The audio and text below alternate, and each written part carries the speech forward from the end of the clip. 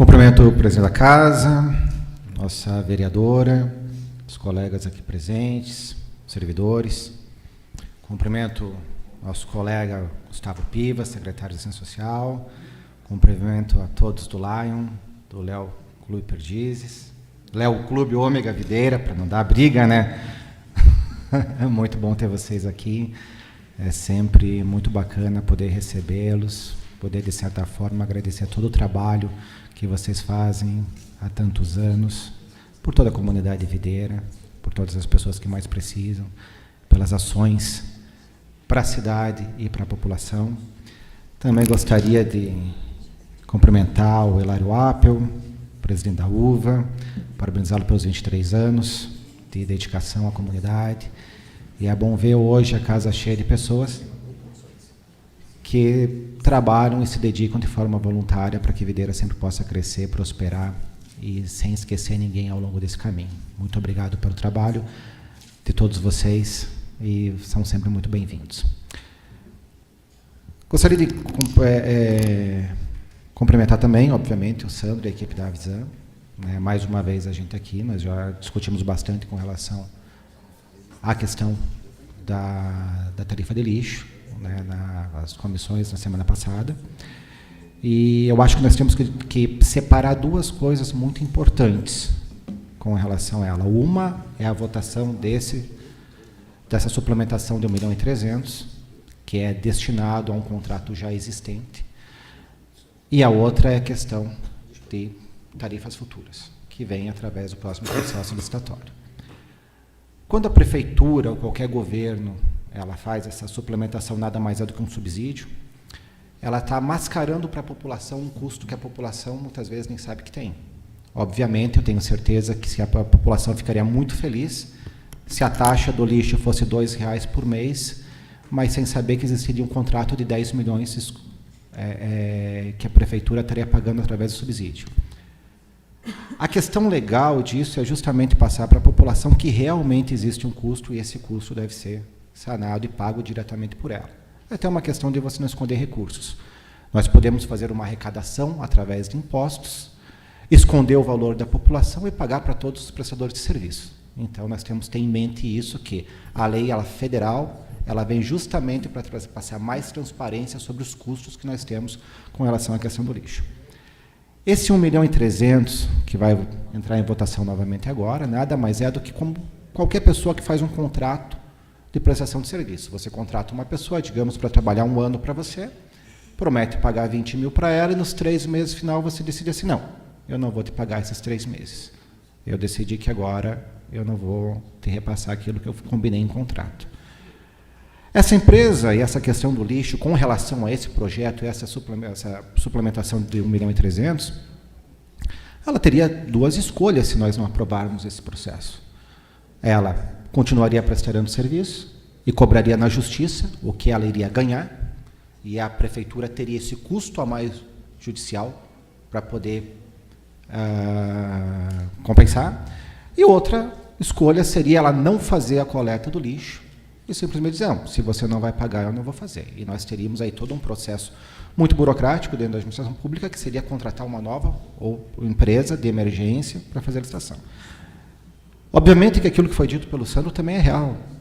Se a Câmara ela não aprovar, de algum lugar vai ter que vir um dinheiro. E a tendência é, se a prefeitura disser, eu não posso pagar, é que a Avisan venha a repassar o custo desse 1.300.000, distribuído ao longo desses meses que falta para encerrar o contrato, e repassar em tarifa para a população. Então, essa questão com relação a honrar o compromisso já feito pela administração, para mim, é uma coisa já decidida. Nós não temos muito para onde fugir. Mas eu gostaria de levantar uma outra questão, que essa sim é a que eu considero mais importante, que é a nova licitação, que é o novo processo licitatório, onde quem define as regras é a administração pública. Obviamente que nós passamos por uma coisa bastante delicada, isso em todo o estado de Santa Catarina, e nós podemos citar uma única empresa que ela se propõe a participar da licitação. Da mesma forma, o transporte público, uma única empresa que participa do transporte público.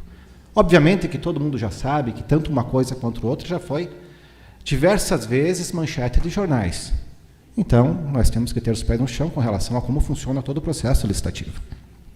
Agora, o que define quanto que eu gasto? O que cada família define quanto que gasta? É a sua receita, aquilo que a família recebe. Ela não vai sair fazer viagem se a receita dela é baixa. Ela não vai comprar carro se a receita dela é baixa.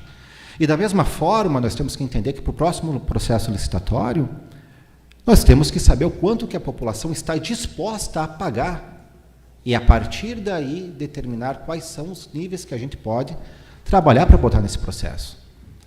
Como foi dito aqui, às vezes aparecem coisas que só encarecem. Vamos enfeitar o caminhão. Vamos botar mais uma pessoa no caminhão para andar. Esse tipo de procedimento é o que a gente tem que enxugar para que a gente venha adaptar o processo, adaptar o custo à nossa receita, para que não venhamos aqui no ano que vem dizer assim, não, nós simplesmente jogamos valores, nós simplesmente botamos o processo licitatório, coisas que por muitos pode ser desnecessária, e o preço é esse, e agora nós temos que pagar. A população ela não pode ser refém de contratos mal definidos, mal verificados, mal desenvolvidos. Então, cabe sim à administração pública definir como vai ser feito a questão de alocar a seu orçamento a sua receita, para que nós não venhamos a ano após ano enfrentarmos da população e pagarmos valores que nós consideramos desnecessários, ou exorbitantes, ou altos. Com relação àquilo que o Sandro explicou, os processos. Pode ser através do número de passagens, pode ser através de até, ele citou pesagem. Realmente é bastante complexo, você não tem como definir de uma forma, inclusive a tarifa única, que era uma coisa que nós andamos conversando antes, de você põe a tarifa única, as pessoas que estão cobrando mais, estão pagando mais, irão reclamar hoje, e se você não irão mais reclamar, mas aquelas que estão pagando menos irão começar a reclamar. Então, a gente deve alocar dentro desse contrato aquilo que realmente é necessário. E uma das coisas que nós aqui solicitamos um estudo é justamente a questão da passagem, não no centro, mas em bairros. Por que 6 vezes? Talvez 4 vezes. E aí que se desenvolve um processo para que a gente possa chegar num valor realmente adequado àquilo que a população considera necessário de fazer o pagamento. Nós não podemos torná-la refém de processos licitatórios, com muitas vezes uma oferta muito maior do que realmente a população considera como necessário.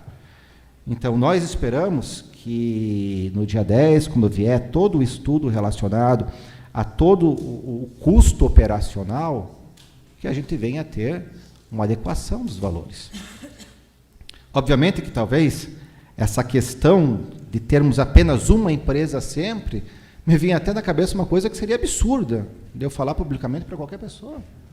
Talvez nós tenhamos até que começar a pensar em municipalizar determinados serviços, porque está passando do ponto da discussão em si, e nos tornamos reféns de determinadas empresas. E talvez esteja na hora do próximo administração, futura, a gente não sabe quem vai ser, começar a analisar a possibilidade de fazer esse tipo de estudo de quanto vai custar uma municipalização. Porque o processo está sendo bem claro quando se fala de transporte público, quando se fala de coleta de lixo, de resíduos, que somos reféns daqueles que querem oferecer o serviço.